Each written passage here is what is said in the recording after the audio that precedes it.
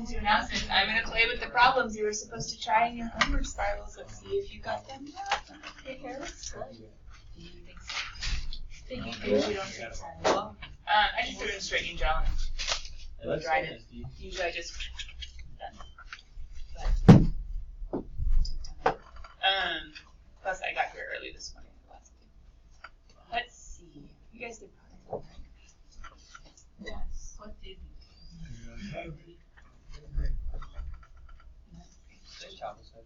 Yeah.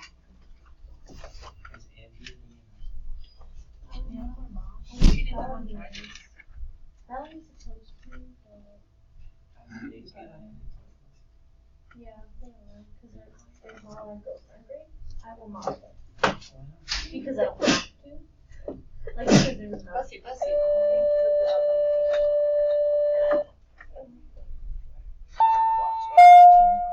Hey Warriors, I hope you all had a great weekend. It's your old pal Dre bringing you the daily announcements. The Harvest Festival this past Friday was a huge success. Thank you to all that came out and supported our North Campus. Attention, our annual Powder Puff event that has been rescheduled to this Thursday, October 24th. We will have a special short schedule that day in which we will present our homecoming court during the assembly and host the game during school hours. We can't wait to share our school spirit for one of the most exciting events of the year. Our homecoming celebration will be taking place Saturday, October 26th at the Odyssey. The homecoming court, princes, and princesses will be featured that night, and our homecoming king and queen will be announced. Just a reminder, there will be no transportation for this event. Doors open at 7:30 and no one will be able to enter after 8:30. Students bringing in outside guests must make sure their guest has a photo ID with them. Raffle tickets are still being sold all of this week until the night of homecoming, so don't forget to purchase them for $5. You have the chance to win a refund on your homecoming ticket, AirPods, or a Nintendo Switch. There will also be a BOGO sale this Wednesday, October 23rd, so if you buy a raffle ticket, you get one free. You don't want to miss out on this great deal. Juniors and seniors, a UCLA admissions representative will be here tomorrow during period 3 and Biola during period 4. You must obtain a pass before the end of nutrition today to attend. Seattle Pacific University admissions representative will be here tomorrow, Wednesday, October 10th, during period 4. The Rep. Kat Dopeberg is a graduate of Heritage Christian. SPU offers excellent majors in all advanced sciences, engineering, business, and computer sciences. Come to the College Center and sign up and pick up a pass. Come support the band program in the all-you-can-eat breakfast fundraiser at Applebee's on Winnetka in Chatsworth this Saturday, October 26th from 8 a.m. to 10 a.m. Obtain your tickets from Miss Cookie Hurst in room 221 and bring them to the event venue. Tickets are selling for $10 each. Thank you in advance. Here's a recap of sports this past weekend. Middle school football played a good game against Viewpoint this past weekend. Great job, Warriors. Awesome job to our middle school girls volleyball team. The Warriors defeated Village Christian last Thursday in 2. It was so great to get to play a game in the South Campus gym. Thank you to everyone who came and supported our girls. Mr. Brent, Mr. Huff, Ms. Delvaux, Ms. Leverton, Mr. Rice, and our middle school football team, and so many staff and students. Great job on your season, Anna Grace, Ashlyn, Delilah, Emma, M, Mackenzie, Madison, Maya, Mia, and Natalie. And on behalf of all the girls, we love our varsity volleyball team. Thanks for being our buddies. Our cross-country team hosted Valley Christian and Whittier Christian last Thursday at Hampton Dam. The girls were led by excellent performances from Isabella Perez and Ava Lepe. As a team, they beat Whittier and lost to Valley. On the boys' side, we defeated Whittier but lost to Valley 24-31 in a competitive race. So then I'll go the way that you guys did. I had to just kind of reassess. But you could have technically gone either way. You could have done DDX of this side, but you guys didn't. So let's go ahead and do DDX of that side, which means quotient rule. Don't forget that negative outside. So therefore I have, wait a minute, what's the derivative of the derivative? D squared 1. D squared y. Good job on all those Good names. job. I was playing with the multiple choice while you were talking. Bottom D top. Minus top D bottom. All over bottom squared. Now question, hold on. What do we gotta do? We're gonna come get a yellow marker line. Yellow marker 1. Plug it in, plug it in. Plug it in, plug it in. Where is he? There he is. But what else are we plugging in, This little line just means such that numbers. I'm plugging in when x is 6, y is 8. I don't actually have to make it look all gorgeous and pretty. If you guys noticed, if I scroll up real quick, for number 85, I didn't make it look pretty. I just went ahead and plugged in the point, what was it, 1, 1? Don't you plug in the negative 2 over here? Oh, I would, except that's a separate problem, John. I almost did that too. Oh, Yeah. See, that was number 85. I know, I totally almost plugged it in. There we go. So we had to plug in negative x over y, because that's the new dy dx. But if you guys noticed, I didn't make this look gorgeous. I didn't get dy dx by itself. I said, forget it. I'm plugging in a point. Why don't I just plug it in? Everything becomes numbers and everything gets nicer. 4 minus 2, I got it. Negative 1 dy dx plus 4 dy dx, I got it. Like, it just makes it a lot nicer. So right here, you technically could do the same thing and just plug in the numbers and not have to make it look nice. Look, there are no equations for the second derivative. It's just numbers. So to that end, why don't I just start plugging in? So if I start plugging in, I end up with, now be careful, but negative 1 times y would be negative 8. Minus a negative would be plus x is 6 times dy dx would be negative 6/8. Isn't that negative 3/4? Oh, yeah. Yes. Not that you have to do that, but whatever. And then 8 squared is 64.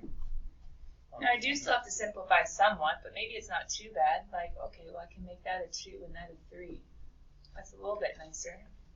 And now it's just up to your brain as to which way you're going to go, because you could get common denominators, like multiply by 2 over 2, combine, and then simplify. You could do my trick of times 2 over 2. Just because I like doing that, because it simplifies things a little bit, and you get negative 16 minus 9 all over 128, which ends up being negative 27 over 128. I don't think it's 25. Oh, did I go the wrong way? No, You just you said wrong. you guys, I'm becoming like you. Just kidding. I make my own mistakes. I don't make mistakes. We're best at some. There we go. Done. I see it's multiple choices, so I would have seen my mistake because none of them have 27. That must not be one of the most common mistakes to make. Yeah, hopefully not. It's okay. It's like some of you guys on your test and you did, what was it?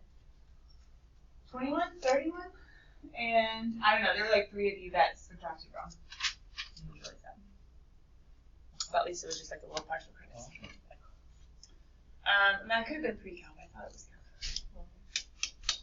Anyway, B and A. There you go. Boo. What were you supposed to do for homework this weekend? Do these 3, submit pictures of them. Right now we graded them, right?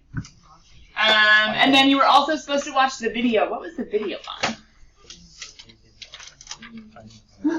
Oh dear, well that's great. Inverse! Good, because we already have notes taken for pre-cal stuff of inverses. We just have to figure out calculus. Now, I swear a second ago this wasn't that bad. Having some issues. But we're going to see what you guys were able to learn from the video in just a second. We're going to go over the pre-cal stuff first, but let me pause so we can pray for today. It's a Monday. Here we go. Here we go. Section 2.6a, derivatives of inverse functions. Section 2.6a, derivatives of inverse functions. Before we can get to the blue, that's the calculus stuff, we need to get to the green, which is? Pre-cal. Yeah, the pre-cal stuff. I don't know what it says. That's a cute color again. Where notes. I actually started putting this in on Friday, but we didn't actually write it down. I just started saying it. Do you guys remember stuff from pre-cal? Like, inverses are reflections across what lines? Y equals x. Think of it this way. Isn't x squared and square root of x, aren't they inverses? Isn't x cubed and cubed root of x, aren't they inverses? Isn't e to the x and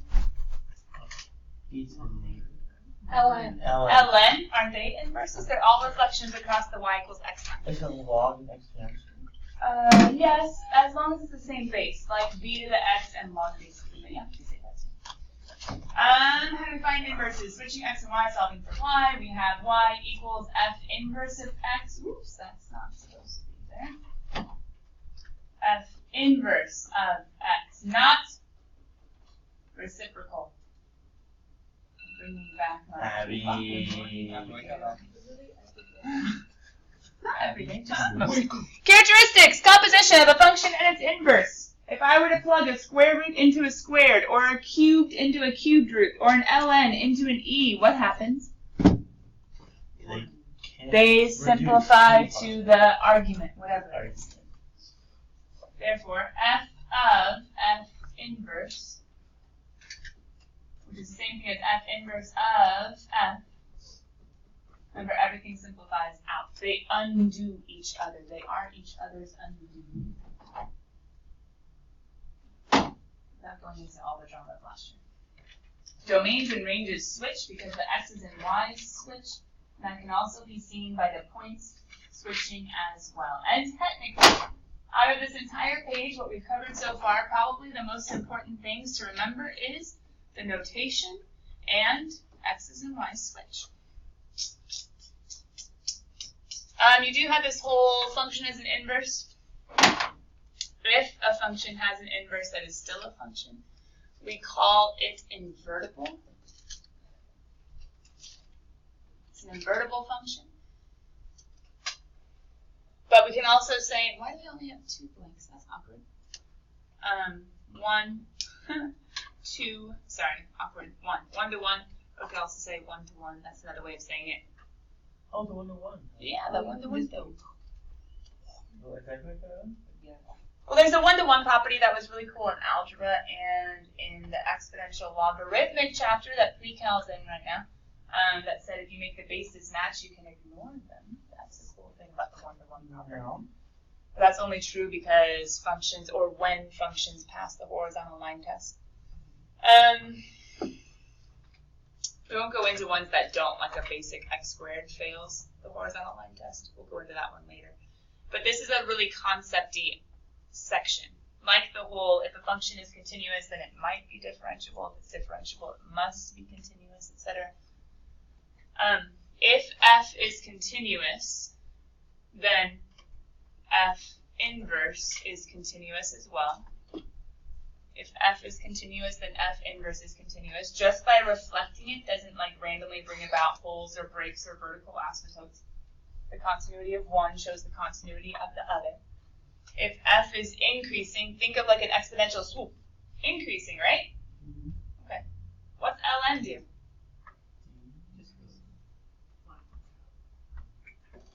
But is it still technically increasing? Yeah. Huh.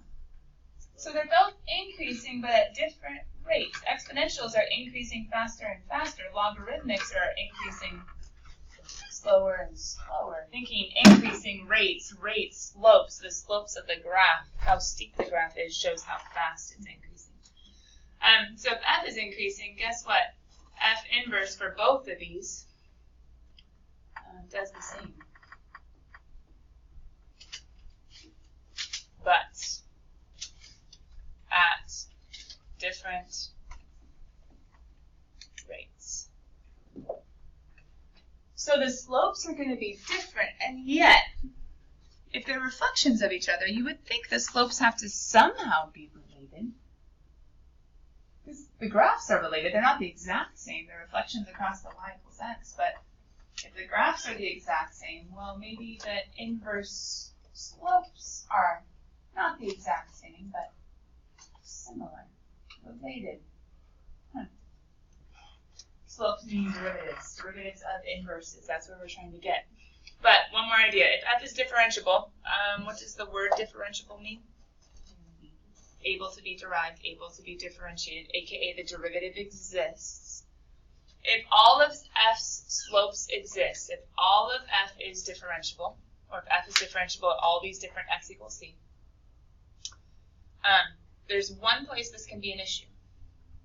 So I would normally say if f is differentiable, yay, f inverse is differentiable too, but there's an exception. Such that f prime of c is not 0. It's supposed to be a not equal to, and it kind of mushed together. Hold on. If f is differentiable, x equals c, such that f prime of c, the slope at c, is not 0, then f inverse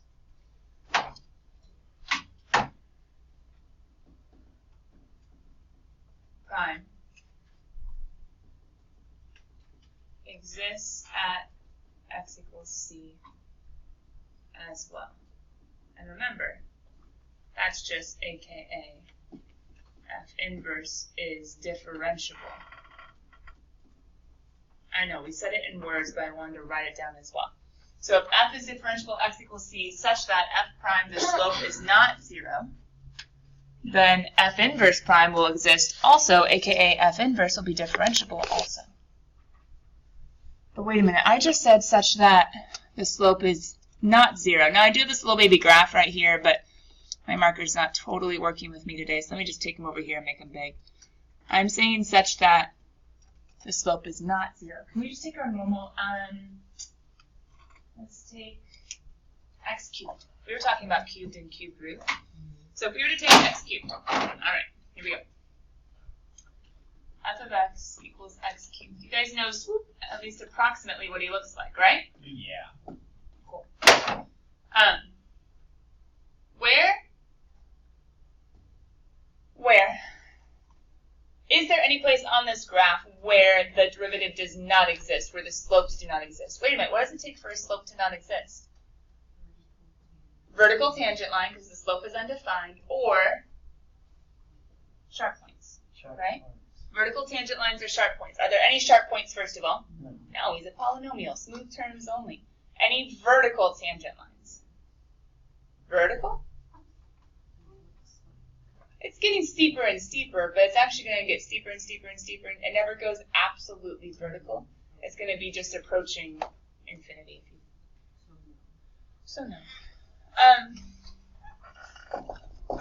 So I could say that F is differentiable everywhere, but where's the one place I'm supposed to be looking out for if I'm thinking about or trying to ponder his inverse? I'm supposed to be looking out for 0. So is there a place where F prime equals 0? Yeah. F prime of 0 is 0, right? Isn't that a horizontal tangent line? What does that mean? That means that F inverse is differentiable for all x not equal to 0. At 0, my slope is 0, which means the inverse's derivative will not exist. But you're like, what does that mean? Well, hold on. We know who the inverse is. Isn't the inverse the cubed root of x? Struggle, guys. What's going on with F inverse equals the cubed root of x at 0? Vertical tangent line. So the horizontal tangent line of the original resulted in, remember, everything switches, results in a vertical tangent line. Instead of a y equals 0, or I should say a slope equals 0, I'm going to have a slope equals undefined, which would look like F inverse prime of 0 would equal number over 0. Instead of 0 over number, it'll be number over 0, which, well, that's an issue. So basically, long story short, what F does, F inverse kind of mimics, but in a different way. Think E and ln. It mimics, but in this weird reflecting over y equals x, all the x's and y's switch. So their slopes are not going to be the exact same. There's this flipping idea. Ready? Horizontal flipped to vertical. There's this flipping idea, but how do we actually make that work? In general, without doing a graph, let me just get rid of the graph. I forgot I had it on this page too. We can just write underneath that picture the differentiability problem. Let me just get rid of him. The HTLs of F become the VTLs of F inverse. And putting that in math statement, I could say, if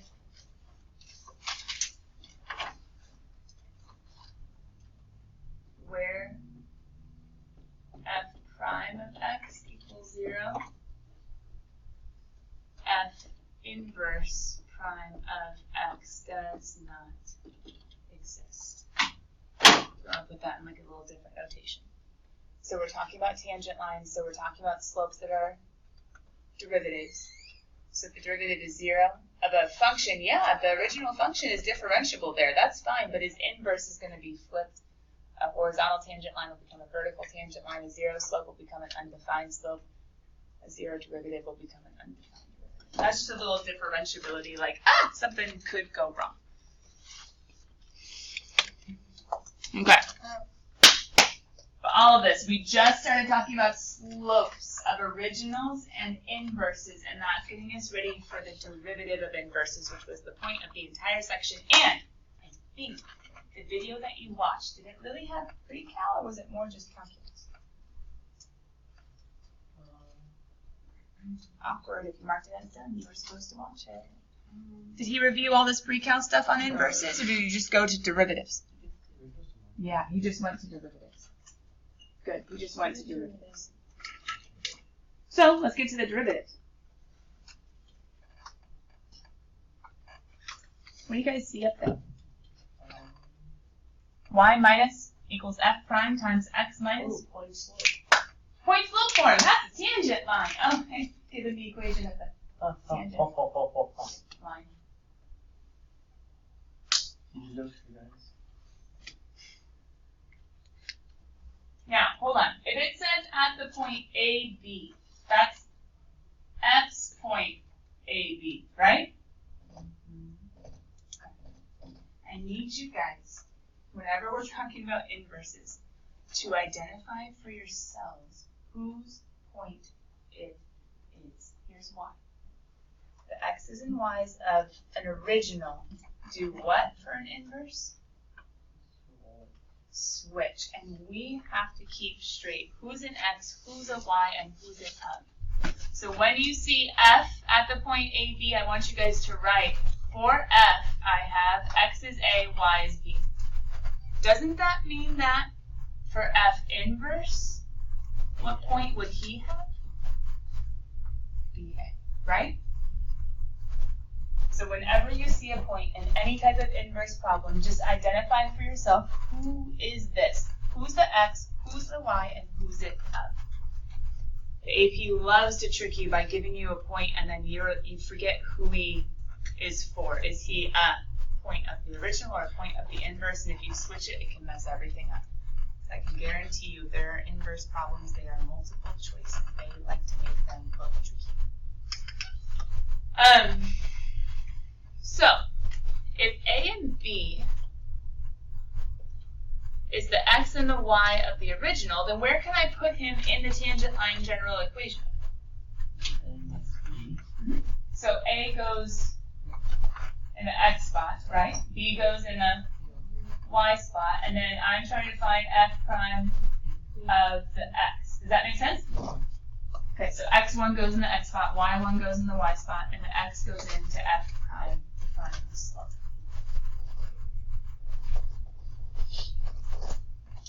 So what happens if I say, yeah, good job, this is the tangent line for the original. Now I want you to find a tangent line to the inverse. But to find a tangent line, guess what we're going to do? Switch x and y. So let's take this tangent line, let's switch the x and y. So if we switch the x and y, should I put it in red to make it stand out? For the inverse, then we're going to end up with x minus b. Wait, does that make sense? That x would be minus b? Yeah. Yes. Equals f prime of a times y minus a. Does it make sense to be y minus a? Yeah. Yes. A is a y value, b is an x. What doesn't make sense? F prime of A. Yeah. Because isn't a tangent line supposed to have the y by itself? So if this was an equation, and if we were trying to get the y by itself, check it. Can you guys see how I did the following? Fractions. What did I do? I divided. Good. I algebraically said, wait a minute, for a line, I want y minus y1, so I need to move this, but the only legal way to move it is to divide. How do I get from an original to an inverse? Well, with the function, I switch an x and y, or I switch all the order pairs, or I reflect the graph across the y equals x line. For a derivative, I take a reciprocal. Now here's a struggle. It's a reciprocal at a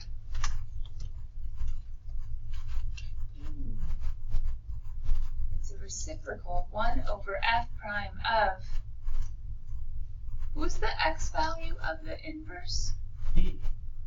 B. So guess who this ends up equaling? Isn't he in the slope spot?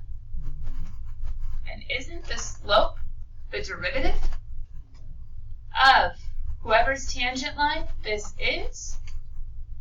This is f inverses prime. Here's where it gets trippy. Of b. So there's no b in it. 1 over f prime of a doesn't have b inside. It has a inside. Why? Because f prime uses x's, whereas f inverse is going to use y's. That's weird, but that's in context of the original. And this is where it starts to get trippy, and this is why we have to remember who's who and what goes with what. So if I have this reciprocal relationship, which I do, as exponential gets steeper, for instance, from 2 to 4, logarithmic's going to go from 1/2 to 1/4. They do have this reciprocal pattern in their slopes, but the struggle is that they're going to be at different x values, different points. I think I want to show you this before we go to writing the rule. Can you guys grab your graphing calculators out? I want you to graph e to the x and ln of x. I want to show you this. No, let's not even do that. That's hard. Let's do x cubed and cubed root of x. Let's go even easier. How about x squared and square root of x? Ew, cool. X squared and square root of x. Inverses of each other, right, guys? Okay. So why don't you just be in the first quadrant in some way, shape, or form. Let's go ahead and, ooh, I'm in parametric mode. Let's not do that. Remember, that's what BC is doing, not what we're doing. Let's do x squared. Make him your first guy. Square root of x, make him your second guy. I know x squared is not invertible, but we're just going to look at the portion that is. We're just going to look at the first quadrant. We're not going to stress about when this function starts to fail before it's on the line test. I could actually be super snazzy and review Booleans from our pre-cal graphing calculator handbook and like do a little, hey, I only want to see you such that, if you guys remember this one, x is, where is it? Second test is greater than or equal to 0. There you go. Snazzy, snazzy. Do you guys remember that your calculator can find derivatives? Yeah. Okay. I want you guys to find me, using the calculator, the derivative of x squared, at 4 on the graph. Where would we go? Any ideas? I don't want to force you to look around forever and ever. We haven't done this very much. A derivative of the blue one of x squared at 4. Second count. Good. Second trace is where we get to that cool calc menu, and there's that derivative, number 6, and I plug in 4. You have to tell it 4, otherwise it doesn't know where to go. What's the derivative of x squared at 4? 8. The value is 16. If I want to see it, I could take my window and be like, oh, I need my y to go up to, I don't know, 20. But I wasn't looking for the value. Those of you that said 16, no, I don't want the y. Mariah, what did you say? 8. Yep. Mariah. I want the dy dx, so plugging in 4, boop, boop. The point is 416, but the derivative is 8. But wait, we could do that, right? Bring down the 2, derivative of 2x, 2 times 4 is 8, no big deal. My question is, ready?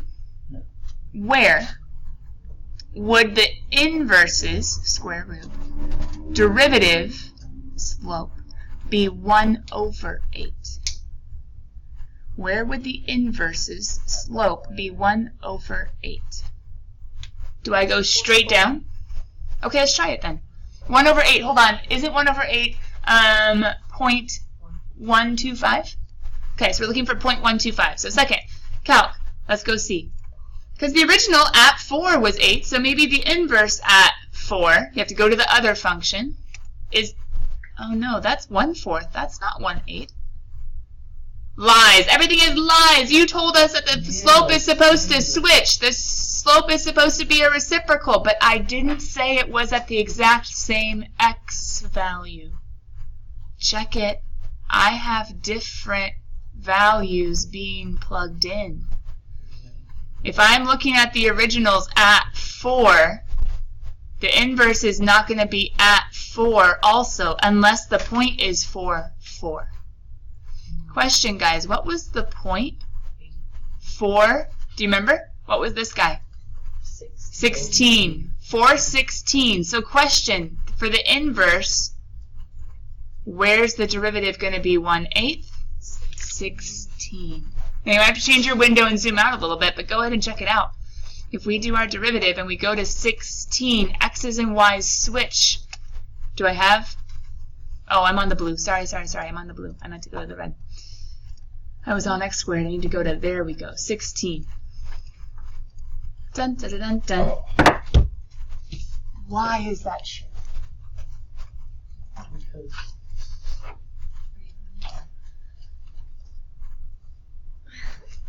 Don't they slip?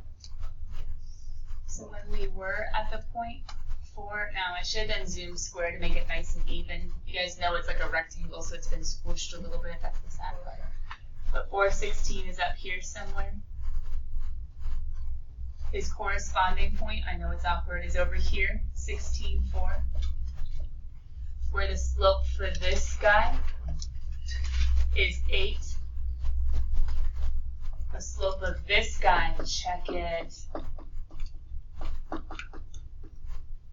What does all this come back to? We need to know a point and know whether he's an xy of the original or an xy of the inverse. If we know one, we can find the other, and we plug in what we need to solve.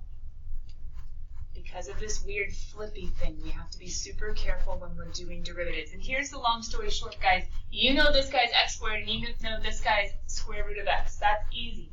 But there are inverses out there where you will switch the x and y. You cannot solve for y, so how are you supposed to take a derivative? And that's why we like this rule, because this rule says, I don't need to know the inverse to find his derivative. All I need is his original at the right point. The beauty of an inverse derivative is you don't need to actually find the inverse to solve. You can use, for the inverse's derivative, you can use the original, but at the correct point. So over here, the derivative rule, derivatives of inverses. If we're given an original, which sometimes we are and sometimes we're not. Sometimes they just say the original is f, and you're like, okay, fine. And we're given a, pause. What did I tell you to do? Anytime you're given a point, what are you supposed to do? Pause and name it. What's this point for the inverse? Okay, so the x is a and the y is b? Yeah, right? F inverse of x is y. Okay, so this is a and b of the, no, a and b is for, a and b can be of whatever they want it to be. You have to just keep it straight. So pause, f inverse of x. X is a, so y is b. Okay, well, they changed everything, so now I'm going to be all screwed up. No, you're not. Hold on. How do I find the derivative of an inverse? I do the reciprocal of the original at, wait, this is the inverse's point. What would be the original's point? BA. So what is the only legal way of filling in to f prime of x?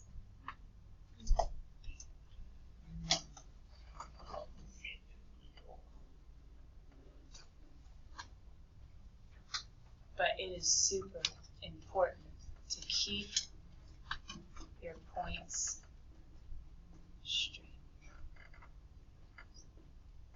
What you saw in the video as you watched it is sometimes you are given some sort of x, for instance, and you're going to see an example right here, and maybe it's what you get to plug in, and maybe it's not. It totally depends, and that's part of the AP testing, that you actually know what you're doing.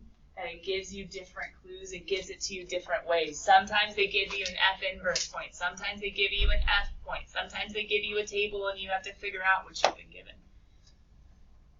But an inverse's derivative is the reciprocal of the original at the corresponding point, which is over across the way.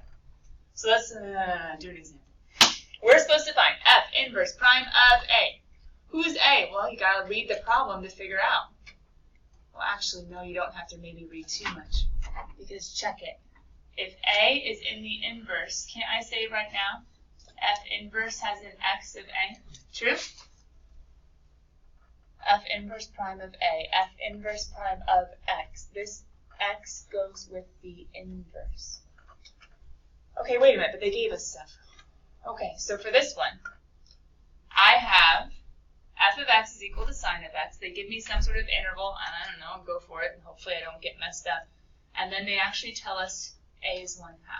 So according to what's up here, 1/2 is, but what's sad?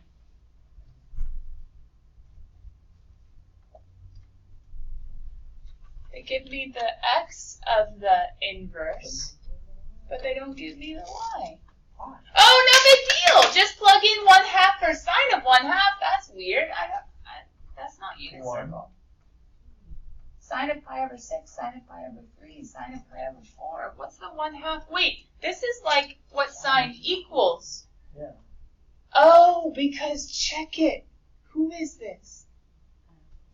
Not the inverse. This is the original. So 1/2 was the x of the inverse, which means 1/2 is the y of the original. So if I want to go find who else, what would complete my points, I'm not plugging in 1/2 as an x, guys. I'm plugging in 1/2 as a, I have an original, 1/2 as a y. When does sine equal 1/2? No wonder they gave me intervals in between negative pi over 2 and pi over 2. Pi over 6, got him. X equals pi over 6. Which x? This was an f. Aha! Which means that's the y. Well, now why don't I go looking for my derivative? Because if I want f inverse prime of 1/2, all I need is 1 over f prime of, I'm filling in my formula, 1 over f prime of, who am I plugging in? Pi over 6. Got it. Well, wait a minute, but, oh, no stress. No stress. If we had switched x and y and solved for y, we would have gotten that the f inverse equals sine inverse of x. Take this derivative. Don't use power. It's super illegal. Well, then we don't know how to do it. But pause. All we need is who? Of? Well, that's easy. 1 over cosine of pi over 6. Cosine of pi over 6, it's not 1/2, must be root 3 over 2. Flip root 3 over 2, and I get 2 over root 3. Yeah, you can make it look gorgeous if you really want to by rationalizing, but this is calculus. Ain't nobody got time for that. It's not too hard. It's not too hard as long as you keep it all straight, John. On an AP test, will they ever give us like 2 over square root of 3 and 2 square root of 3 over 3 as an option? No. But they might give you something that looks close and they put like a negative on it. So then you might be like, oh, that's the, and it's not. They like to do that a lot. Okay, so do you guys see how it was super important here at the very beginning that I had to make sure I knew who was what was who before plugging into my formula? And I had to go plugging in to solve for what I didn't know, right? That's one of the trickiest parts out of all of these. So can you guys go ahead and set up this one? I can't give you a lot of time. I can give you a little bit. I was starting to write this down. This homework was supposed to be due tomorrow. We're going to make it due Wednesday because I need you guys to see some AP practice before I make you do the entire homework. But guys, you have to get started on this, okay? I think this is technically 2.6a. B is derivatives of inverse trig. And we're talking about that completely separate. Due Wednesday. But please, please, please get started tonight because you need to practice it, okay?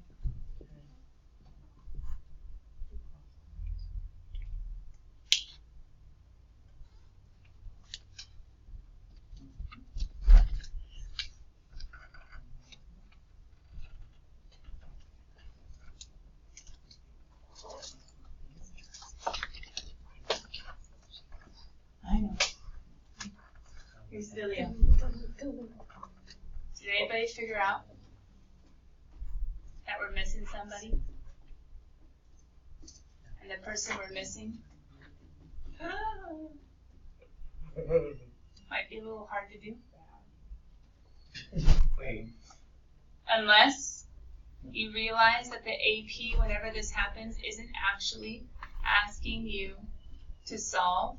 It's asking you to test, trial and error nice numbers until you find the right one. Woo! 8 minus 2 is 6. I'm not going to solve that algebraically because sometimes it's impossible to solve. I'm going to plug in nice numbers until I find them because the AP only gives me nice numbers. Anyway, we're not done. Get out of here. Practice tonight. We still have to plug in the 1 over f prime of whatever it is. Of 2.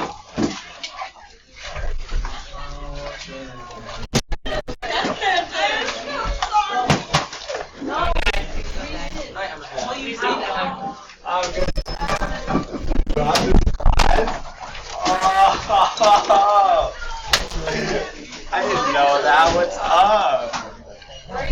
You see